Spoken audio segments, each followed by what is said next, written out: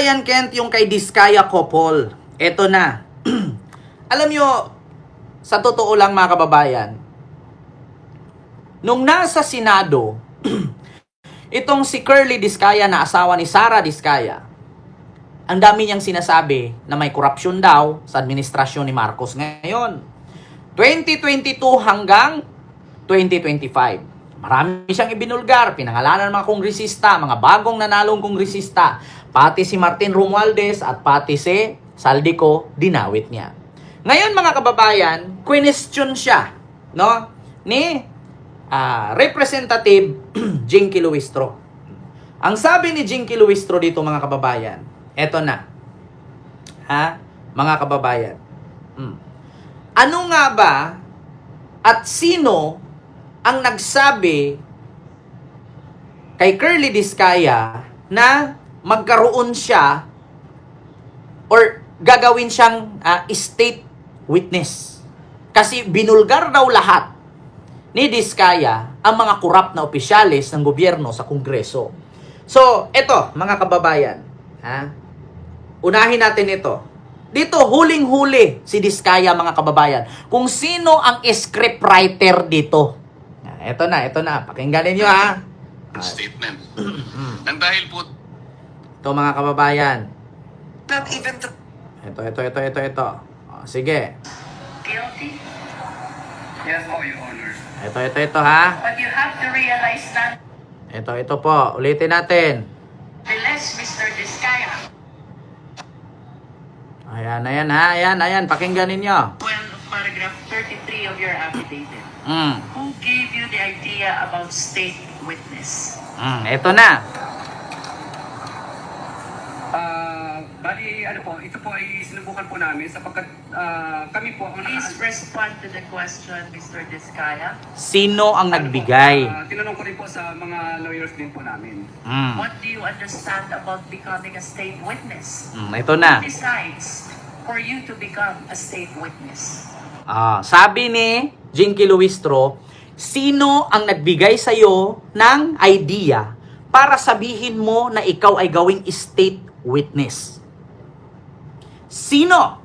So, ang sabi ni Curly Diskaya, nag-advise daw sa kanya, yung presidente daw ng Senado.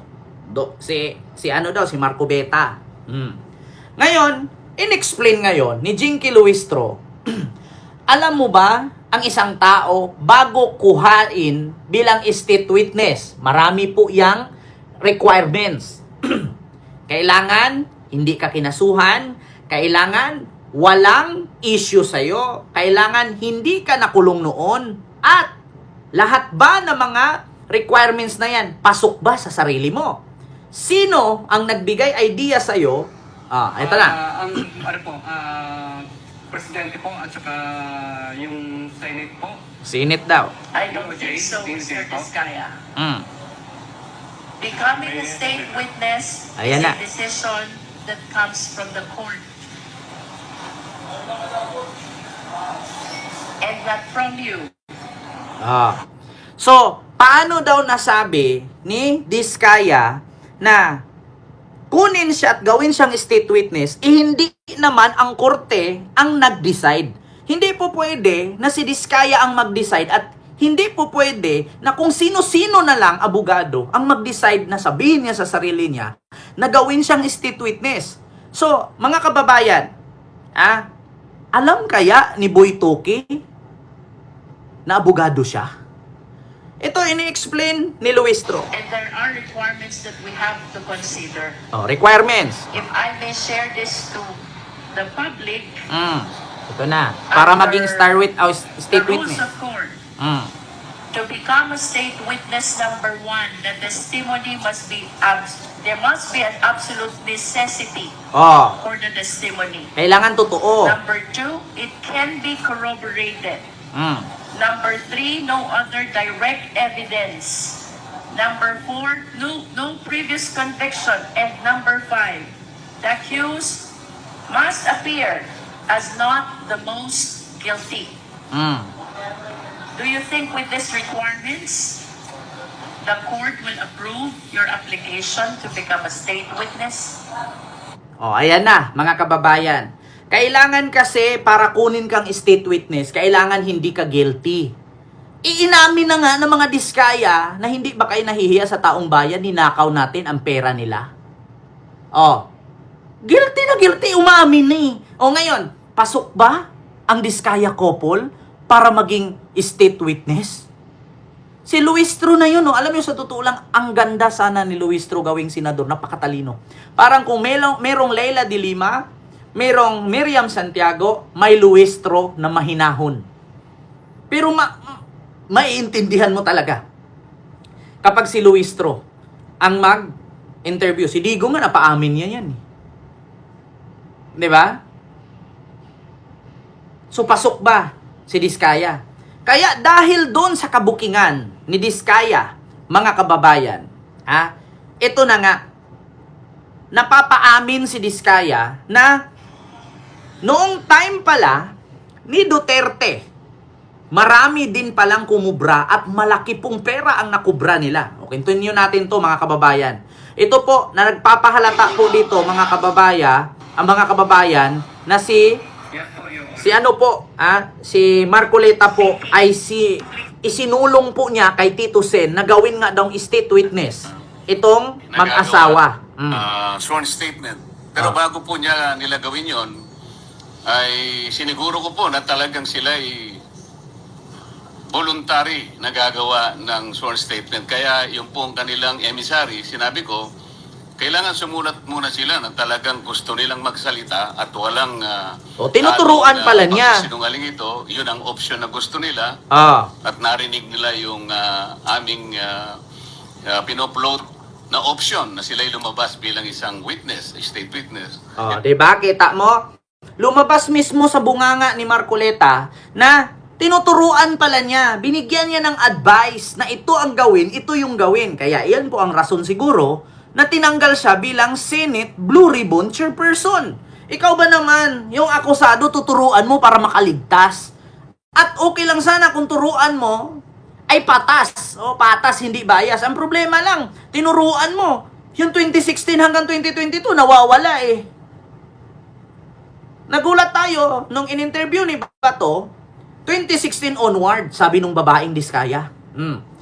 Nung sinabi na kung sino yung mga sangkot at tumanggap ng kickback, 2022 onwards na nawala yung 2016 hanggang 2022 na dating mga opisyal ni ex-President Duterte. Ngayon mga kababayan, eto na. Napaamin dito si Diskaya. Kung bakit ang inilabas ni Diskaya ay 2022 hanggang 2025. Nasaan yung 2016 hanggang 2022? Eto, si Jinky Luistro pa rin. And even the first half of ito mga kababayan. Ito na. Ulitin natin. there. Sabi mo, yung affidavit mo pertains to the current administration. So that is the second half of 2022 until 2023, at least for those that are shown in the graph. Ayan na. But if you will notice, Mr. Diskaya, yung revenue mo nag-spike 2017, 2018, 2019, 2020, 2021, and even the first half of 2022.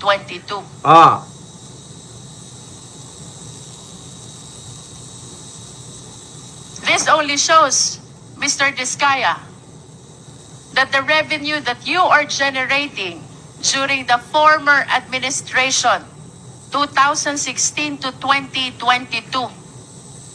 is bigger than the revenue that you are generating under the current administration. Kita ninyo mga kababayan, nahuli. Kasi may graphing system eh. Pag sinabi nating graphing mga kababayan, doon mo makikita na ang revenue niya, pareho sa amin sa YouTube, may ganyang graphing. Yung month na to, month bukas, month ulit, month. Ayan, weekly, daily, nakagraph yan. Kung tumataas ba, bumababa ba, tumataas ba.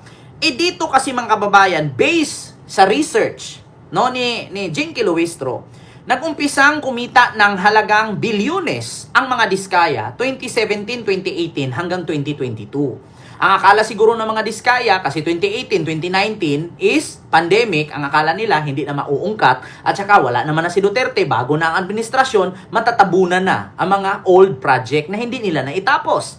Ang problema ngayon mga kababayan, syempre, hindi natin lubos akalain na babaha pala ang Maynila nung nakaraang buwan lang. Ngayon, nung nabaha na, syempre, i-check ngayon ng Pangulo, ano bang problema? Bakit tayo nabaha? First time nangyari ito na buong Maynila binaha. Bakit nung panahon ni Digong wala namang baha? Kasi nga, ang mga flood control, buhay-buhay pa, hindi pa masyadong malala, yung mga kabundukan, hindi pa makaalbo.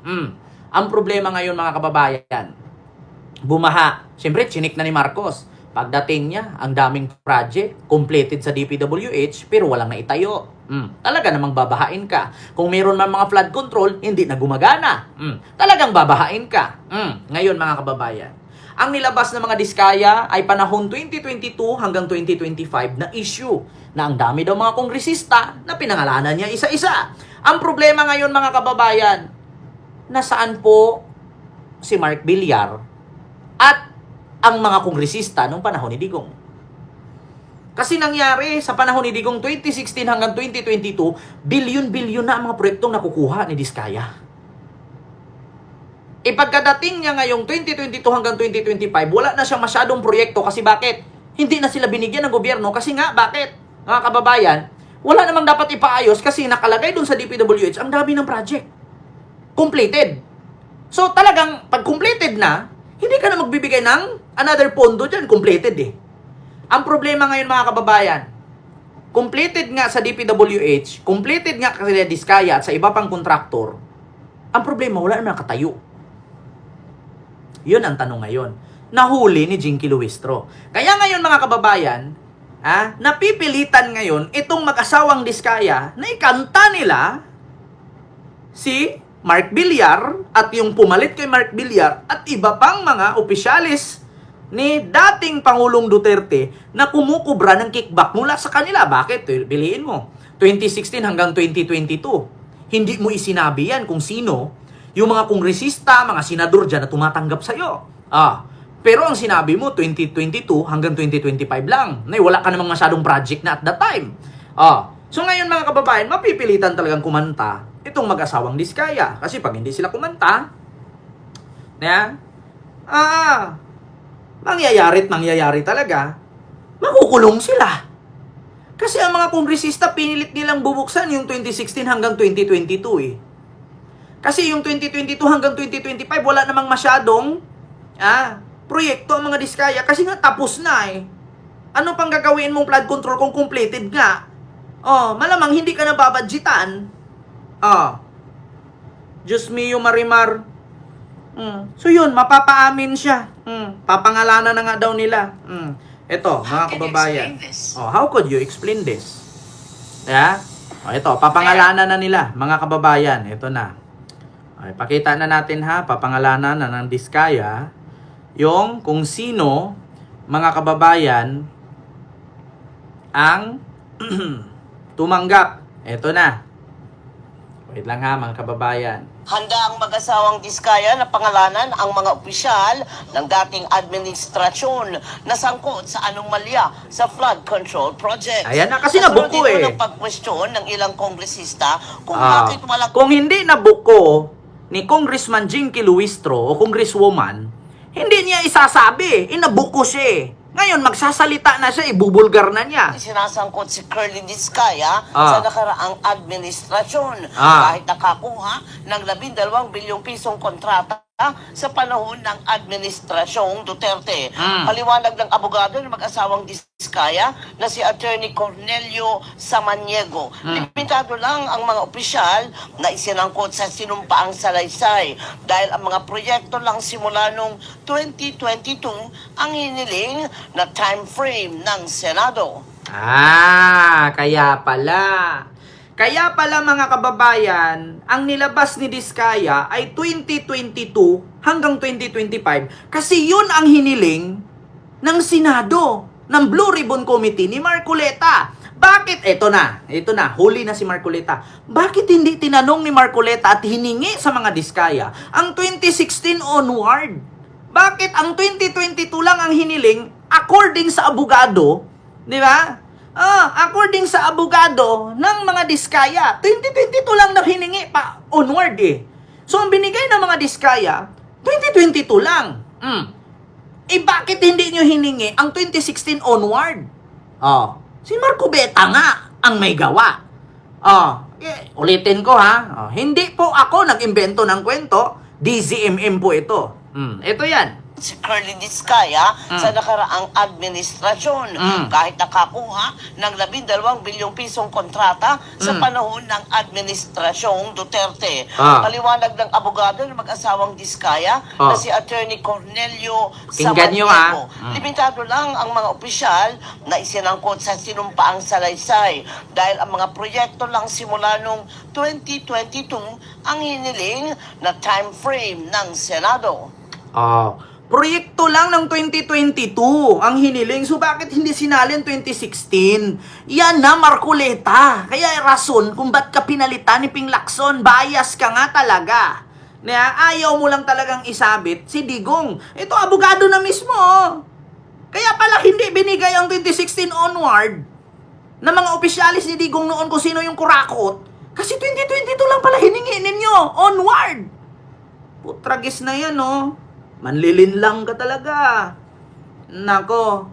Yun lang. Kita. Huli.